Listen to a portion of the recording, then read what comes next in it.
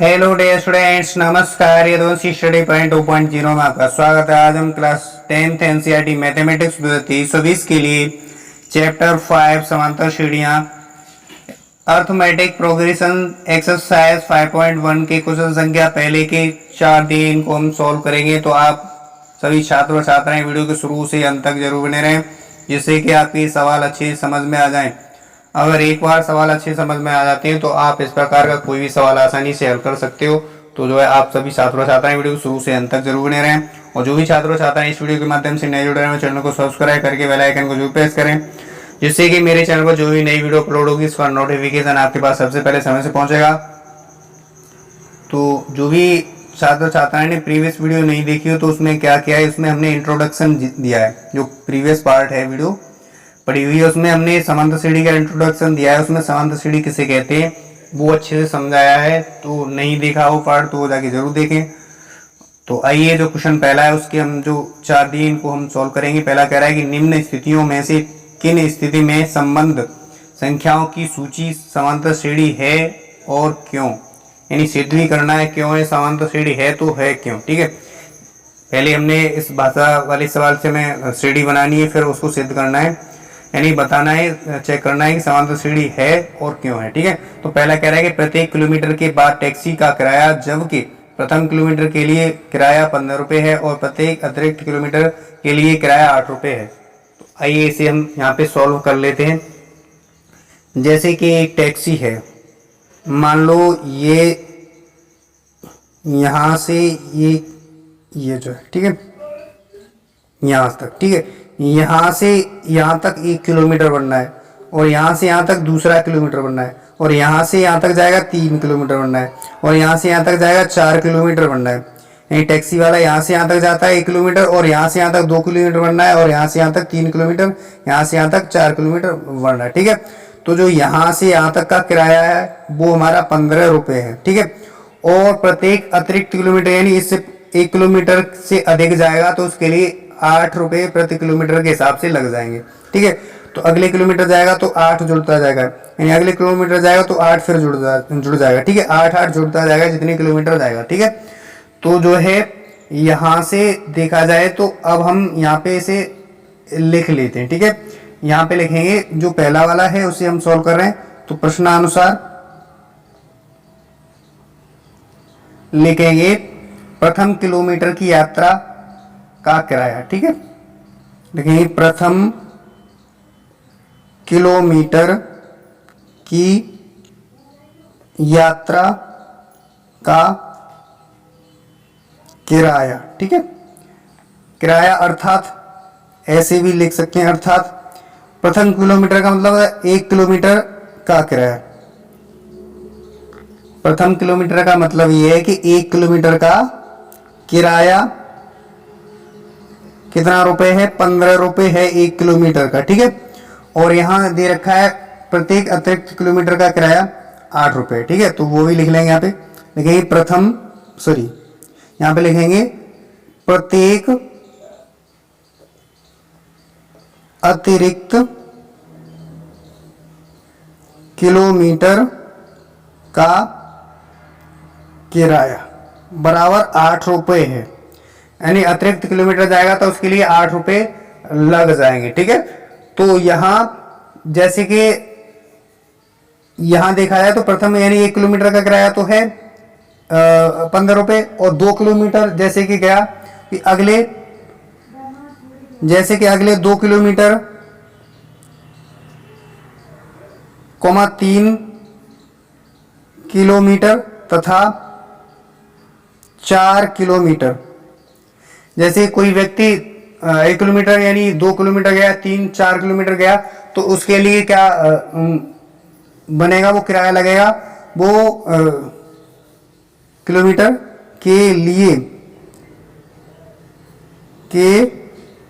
लिए जो किराया बनेगा वो क्रम से बनेगा। क्या वो किराया क्या बनेगा हमारा 15 रुपये तो है, मान लो प्रथम किलोमीटर का 15 रुपये है और अगले किलोमीटर जाएगा तो क्या करना पड़ेगा 15 + 8 करना पड़ेगा, 15 में 8 जोड़ना पड़ेगा और 2 किलोमीटर का किराया होगा। अब 3 किलोमीटर जाएगा तो 15 + 2 × 8 करना पड़ेगा। ठीक है, और अगले किलोमीटर जाएगा तो क्या करना पड़ेगा, 15 प्लस का जो है 3 गुणे का 8, ठीक है। ऐसे करके अगले किलोमीटर जाएगा तो बनती जाएगी हमारी श्रेणी, ठीक है।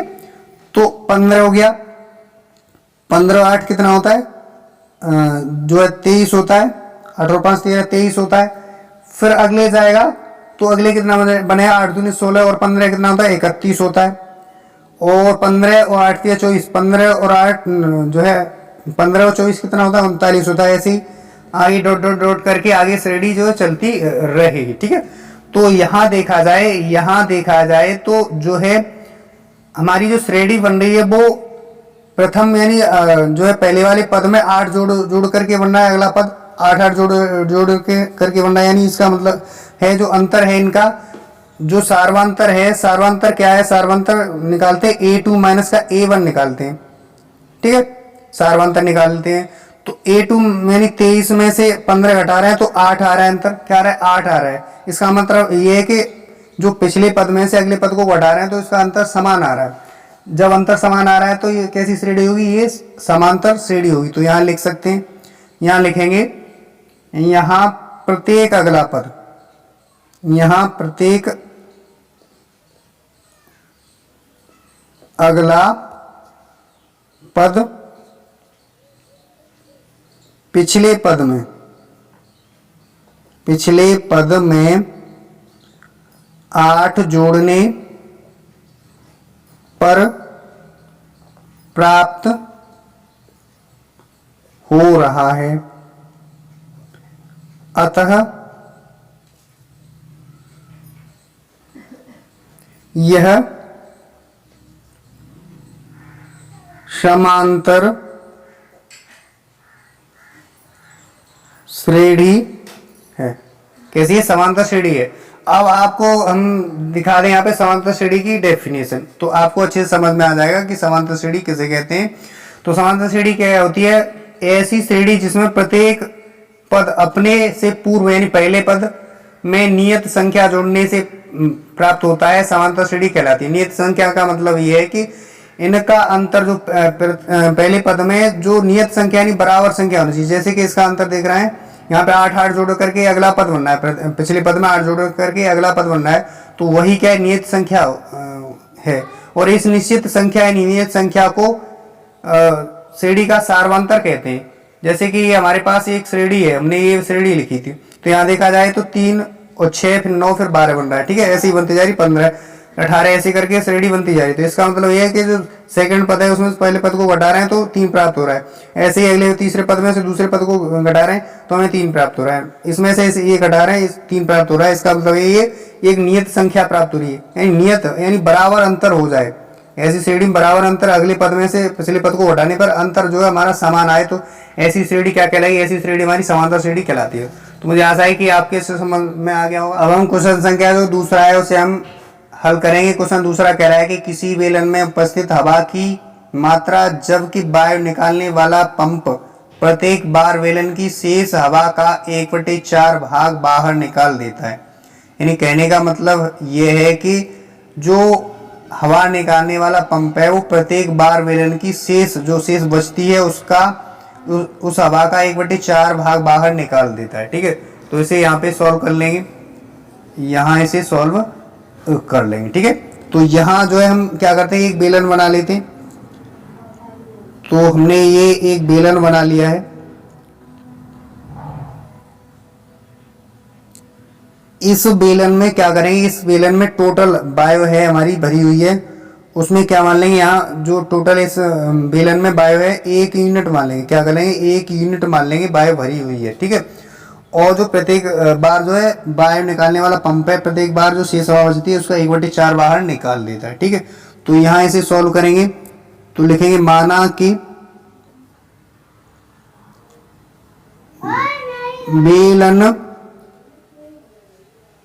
बेलन में उपस्थित वायु की मात्रा, बेलन में उपस्थित वायु लिखो या हवा लिखो, वायु की मात्रा 1 यूनिट है। जो हमने हवा भरी हुई है, इसमें 1 यूनिट मान लिया है, ठीक है। क्या किया, 1 यूनिट मान लिया, तो हमारे पास 1 यूनिट तो है, ठीक। अब प्रश्नानुसार करेंगे। प्रश्नानुसार में ये कह रहा है कि प्रत्येक बार जो है 1/4 बाहर निकाल देती है, जो शेष हवा बचती है। तो हमारे पास यूनिट 1 यूनिट तो हमारे पास है पहले से, इसमें भरी हुई है, ठीक है। अब जो स्थिति नंबर फर्स्ट बनेगा, स्थिति फर्स्ट से होगा, वो क्या होगा, जो हवा भरी हुई है उसमें उसका जो है उसका 1/4 बाहर निकाल देता है हवा निकालने वाला पंप, ठीक है। तो यहां से देखा जाए 1 एकम 1, तो 1/4 कितना होगा, 1 माइनस का 1/4 होगा, 4 एकम 4 और 4 में से 1 गया, 3 बचा, तो यहाँ वैल्यू बन रही है 4 एकम 4 हो जाएगा, और यहाँ एलसीएम ले लेंगे 4 आ जाएगा, ठीक है। 4 एकम 4 में से जो 1 गया क्या बचेगा, 3/4 बचेगा, कितना बचेगा, 3/4। अब क्या करता है, फिर दोबारा लगाते हैं तो क्या होता है, जो शेष हवा भरी हुई है उसका 1/4 भाग फिर निकाल देता है। तो स्थिति सेकंड से लिखेंगे, स्थिति सेकंड से, सेकंड स्थिति में क्या होगा, हमारे पास शेष बची हुई हवा कितनी, 3/4 है, माइनस निकलेगी तो घट जाएगी, माइनस जो है 3/4 का इसका 1/4 बाहर निकाल देता है, ठीक है।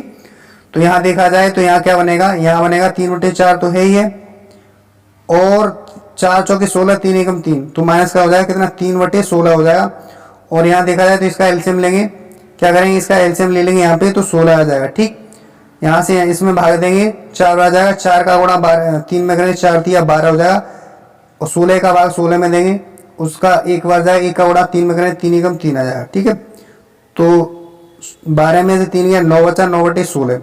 हमारी दूसरी स्थिति में अब क्या कितनी हवा बची, 9/16 बची, ठीक। जो हमारी तीसरी स्थिति होगी उसमें क्या होगा, स्थिति नंबर तीसरा से, ठीक है। तीसरी स्थिति में हमारे पास कितनी बची हुई है, 9/16 बची हुई है हवा, ठीक।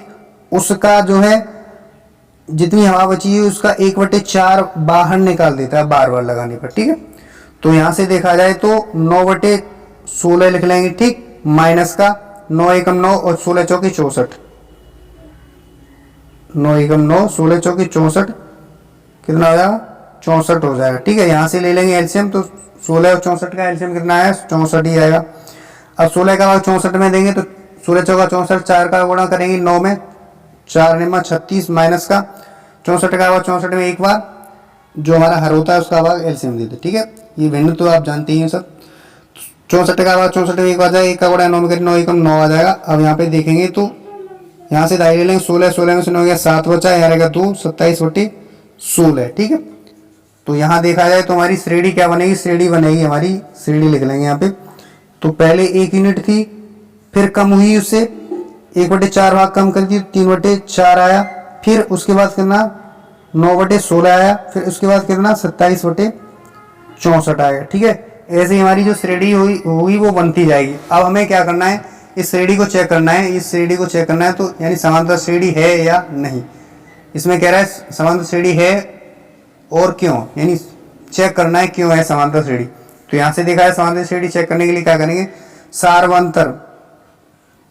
सारवंतर लेंगे, ठीक है। डी बराबर जो A1 है, ये पद A1 है, ये A2 है और ये A3 है और A4 पद है, ठीक है, ये पद है, ठीक है। A1 A2 A3 ऐसे ही श्रेणी चलती जाती है, ठीक। तो हमारा क्या होता है, सारवंतर क्या होता है, अगला पद है उसमें से क्या करते हैं, पहले वाले पद को घटा देते हैं। तो यहाँ देखेंगे तो यहाँ घटा देंगे, तो घटाने पर दूसरे पद में से पहले पद को घटाएंगे, तुम्हारा कितना प्राप्त होगा, 3/4 में से क्या घटाएंगे, 1 घटा देंगे, ठीक है। तो यहाँ से देखा जाए तो घटाने पर कितना प्राप्त होगा, घटाने पर हमारा प्राप्त होगा, यानी एलसीएम ले लेंगे 4, ठीक है। तो 4 एलसीएम ले लेंगे, तो यहाँ से देखा जाए यहाँ 1 मान लेते, ठीक है। 4 एलसीएम आ गया तो 3 बचेगा, 4 एकम 4, 1 का गुणा 3 बगैर 3, और इसका भाग इसमें देंगे, तुम्हारा कितना 4 आ जाएगा, ठीक है। तो माइनस का 1/4 आ जाएगा, ठीक, इसका अंतर। अब ऐसे ही निकालेंगे क्या, A3 में से A2 माइनस करेंगे, A3 में से A2 माइनस करेंगे तो A3 कितना है, A3 हमारे पास कितना है, 9/16 है। 9/16 में से कितना माइनस कर देंगे, 3/4 माइनस करेंगे।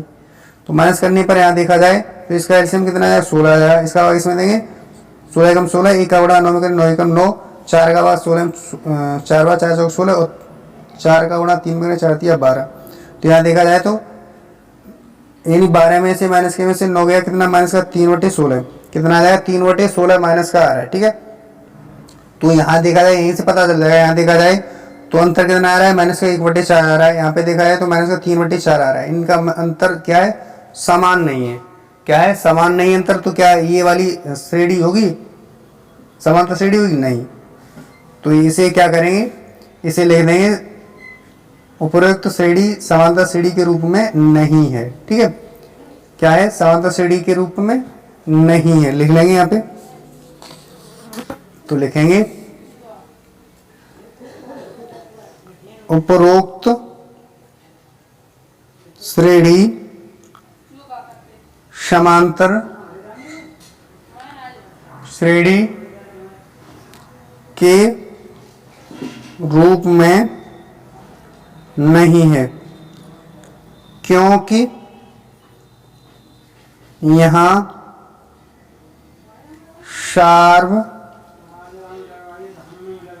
अंतर क्या है, सार्वंतर समान नहीं है।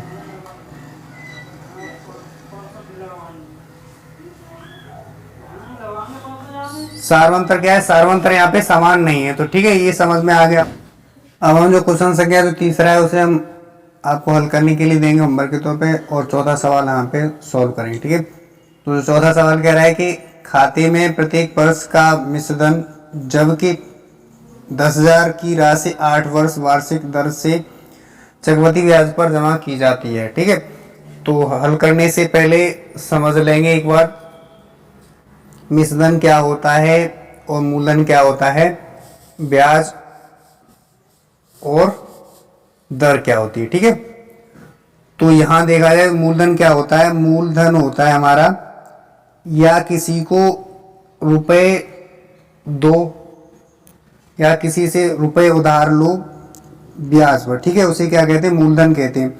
तो यहाँ देखा जाए तो जो मूलधन कितना है हमारे पास, जो मूलधन दिया है हमें 10,000 रुपये, ये क्या कहलाएगा, 10,000 रुपये मूलधन कहलाएगा। ठीक है, अब हमारी जो है दर क्या होती है, दर होती है जिस पर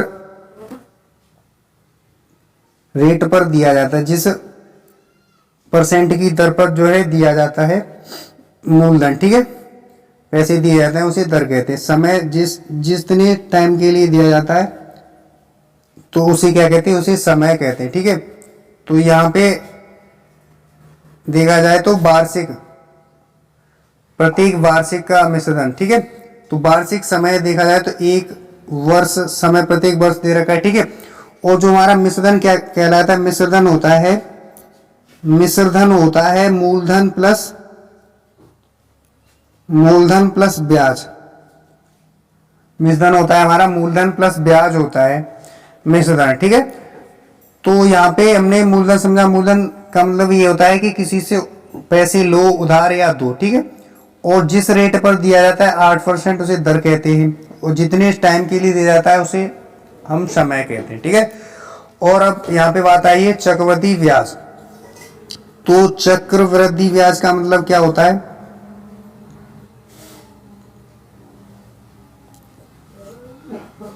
चक्रवृद्धि ब्याज का मतलब होता है कि ब्याज पर ब्याज ली जाती है, उसे हम कहते हैं चक्रवृद्धि ब्याज। तो अब हम यहाँ पे इसे सॉल्व कर लेंगे। तो सॉल्व करेंगे यहाँ पे जो दिया है चौथा, उसे चौथा वाला मूलधन दे रखा है। यहाँ पे मूलधन दिया है 10,000 रुपए। ठीक, और यहां दर दे रखी है कितनी, 8% दर दे रखी है। कितनी दर दे रखी है, 8% दर दे रखी है। और हमें समय क्या दे रखा है, समय प्रत्येक वर्ष यानी वार्षिक दे रखा है, इसलिए 1 वर्ष मान लेना। ठीक है, अब हमें सूत्र में रख देना है, ब्याज बराबर सूत्र होता है हमारा मूलधन गुणा दर गुणा समय बटे होता है 100, समय बटे 100 होता है। इसमें रख देना, तो मूलधन हमारे पास कितना है, 10,000 रुपये है। दर कितनी 8% है, समय कितना 1 वर्ष है, 100। 2 से 2 जीरो कट जाएंगे, 8 एकम 8 और 8 का गुणा कर देंगे तो 8 का गुणा 100 में करेंगे तो कितना आ जाएगा 800 रुपये आ जाएगा। ठीक है, तो हमारी कितनी आई 800 रुपये आ गई। ठीक, अब हमें निकालना है मिश्र धन निकालना है। मिश्र धन बराबर क्या होता है, मिश्र धन होता है मूलधन प्लस ब्याज। मिश्र धन बराबर होता है मूलधन प्लस ब्याज। तो मूलधन हमारे पास 10,000 रुपये था प्लस 800 रुपये ब्याज आ गई तो कितना हो गया हमारे पास 10,800 रुपये। कितना हो गया 10,800 रुपये हो गया। अब हम दूसरे वर्ष के लिए निकालेंगे, दूसरे वर्ष के लिए। तो दूसरे वर्ष के लिए निकालेंगे क्या, दूसरे वर्ष के लिए हमारा जो मिश्रधन होता है वो हमारा मूलधन बन जाता है। क्या होता है, जो मिश्रधन होता है दूसरे वर्ष के लिए वो हमारा क्या बन जाता है, मूलधन। तो यहाँ जो मूलधन कितना होगा, अब के बाद दूसरे वर्ष के लिए मूलधन होगा हमारा 10,800 और दर तो वही है। दर क्या है, दर तो वही 8% ही है और समय क्या है, समय भी 1 वर्ष है, वार्षिक है। ठीक है, तो यहाँ ब्याज वाला ही फॉर्मूला लगा देंगे, वही वाला। तो मूलधन हमारे पास कितना है, मूलधन है 10,800, दर कितना है 8%, समय कितना है 1 वर्ष बटे 100 हो जाएगा। इससे ये कट जाएगा, गुणा कर लेंगे तो 8 का 8 के 8 का गुणा करेंगे तो 8 8 64 का 64 आ जाएगा और 8 एकम 8 864 आ जाएगा। ठीक, तो हमारे पास ब्याज ये आ गई। अब हम निकालेंगे मिश्र धन। मिश्र धन वाला निकालेंगे तो मूलधन प्लस ब्याज। मूलधन कितना था, मूलधन हमारे पास 10,800 था और जो ब्याज आई 864 आई। ठीक है, जोड़ लेंगे, 4 हो गया, 6 और 0 6, 8 और 8 16 का 6, यहाँ से लगा 1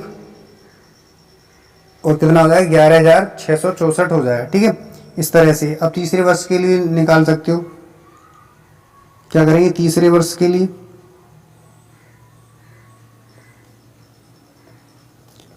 तीसरे वर्ष के लिए क्या होगा, जो हमारा ये मिश्रधन होगा क्या होगा, इसमें मूलधन बन जाएगा। तो मूलधन हमारे पास 11,664, दर हमारे पास कितनी 8%, समय कितना है वही है 1 वर्ष, वार्षिक कह रहा है इसलिए। अब यहाँ भी ब्याज निकालेंगे तो ब्याज निकालने के लिए सूत्र लगा देंगे ब्याज वाला, मूलधन गुणा दर गुणा समय बटे 100। तो मूलधन कितना है 11,664 गुणा 8 गुणा 1 बटे का 100।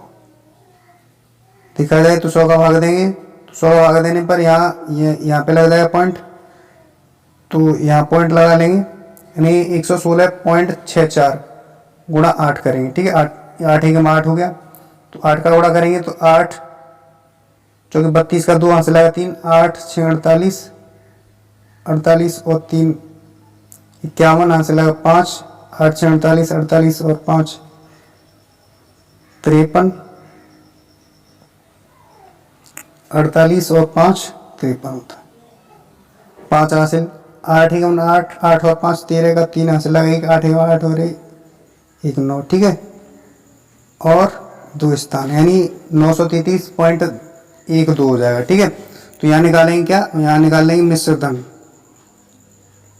मिश्र धन बराबर निकालेंगे तो मिश्र धन बराबर मूलधन प्लस ब्याज होता है। मूलधन कितना है 11,664 प्लस ब्याज कितना आया 933.12 आया। ठीक है, यहाँ पे पॉइंट लगा 2 जीरो लगा लेंगे तो ये आ जाएगा 1 2 आ जाएगा। ठीक है, 3 और 4 7, 6 और 3 9, सैकड़ा वाली पे 9, 9 और 6 15 का 5, यहाँ से लगा 1 2 और 1। ठीक है, इतना आ गया। ठीक, अब यहाँ पे देखा जाए तो हमारे पास श्रेणी बनेगी, वो कितनी बनेगी 10,000 प्रथम वर्ष के लिए, पहले 10,000 था, फिर उसके बाद कितना 10,800 हो गया, 10,800 हो गया। ठीक है, फिर कितना आया, फिर हमारे पास 11,664 आया, फिर हमारे पास कितना है 12,597.12।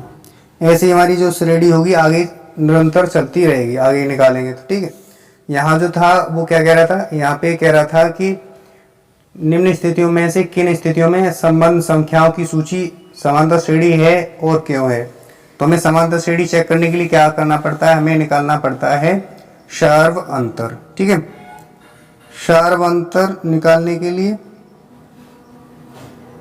डी बराबर दर्शा दे सर्व अंतर को, तो सर्व अंतर निकालने के लिए हमें जो पहले वाला पद यानी अगले वाले पद में से पहले वाले पद को माइनस कर देना होता है, यानी a2 माइनस का a1, यानी a1 a2 a3 a4 हो जाए। ठीक है, तो हमें यहाँ पे माइनस करेंगे तो a2 बराबर कितना, a2 है हमारे 10,800, माइनस का कर देंगे 10,000, तो कितना आया 800 आएगा। ठीक है, 800 आ गया सर्व अंतर। अगले के लिए निकालेंगे तो a3 में अगले पद में से पहले वाले पद को करेंगे तो 11,664 में से माइनस कर देंगे कितना, 10,800 करेंगे, तो माइनस करते हैं 64 आ जाएगा। अब हम 8 में से यानी 16 में से 8 नहीं जाएगा, यानी 6 में से 8 नहीं जाएगा, 16 कर लेंगे, 16 में से 8 गया 8 बचा, और यहाँ रहेगा कितना, यहाँ 0 है 0 है 0, और ये इधर भी 0 बचेगा, यानी 864 आएगा सार्वंतर। तो यहाँ देखा जाए 800 है, इधर क्या है 864 है, जो सार्वंतर है वो हमारा क्या है समान नहीं आ रहा है। यहाँ पे क्या होता है समांतर श्रेणी में क्या होता है, सार्वंतर हमारा समान आता है। जो अंतर होता है a2 माइनस a1 का अंतर जैसे आया हो यहाँ पे 8 से आया है, तो a3 माइनस a2 का अंतर भी हमारा 800 ही आना चाहिए। अगर नहीं आता है तो हमारी ये श्रेणी होगी वो कैसी होगी, ये वाली श्रेणी हमारी जो बनाई है ये श्रेणी समांतर श्रेणी नहीं होगी, क्या होगी, समांतर श्रेणी नहीं होगी, समांतर श्रेणी नहीं होगी। ठीक है, क्योंकि यहाँ पे देखा जाए तो सार्वंतर क्या है समान नहीं है, इसलिए समांतर श्रेणी नहीं होगी। तो हमने इस वाली वीडियो में आज वाली में क्या किया, आज वाली जो वीडियो थी उसमें हमने पहला क्वेश्चन किया और दूसरा किया और यहाँ पे चौथा किया और तीसरा नंबर के तौर पर दिया, तो आपको अच्छे से आसानी से कर लेना है ऐसे ही। ठीक है, मुझे ऐसा है कि क्वेश्चन आपके जो हमने आज की वीडियो में पहले के 3 क्वेश्चन किए आपके समझ में आए होंगे। तो वीडियो अच्छी लगी तो वीडियो को लाइक करके चैनल को सब्सक्राइब करके बेल आइकन को जरूर प्रेस करें, जिससे कि मेरे चैनल पर जो भी नई वीडियो अपलोड होगी उसका नोटिफिकेशन आपके पास सबसे पहले समय से पहुंचेगा। आज के लिए बस इतना ही, मिलते हैं नेक्स्ट क्लास में नेक्स्ट क्वेश्चन संख्या 2 के क्वेश्चनों के साथ। तब तक के लिए थैंक यू सो मच।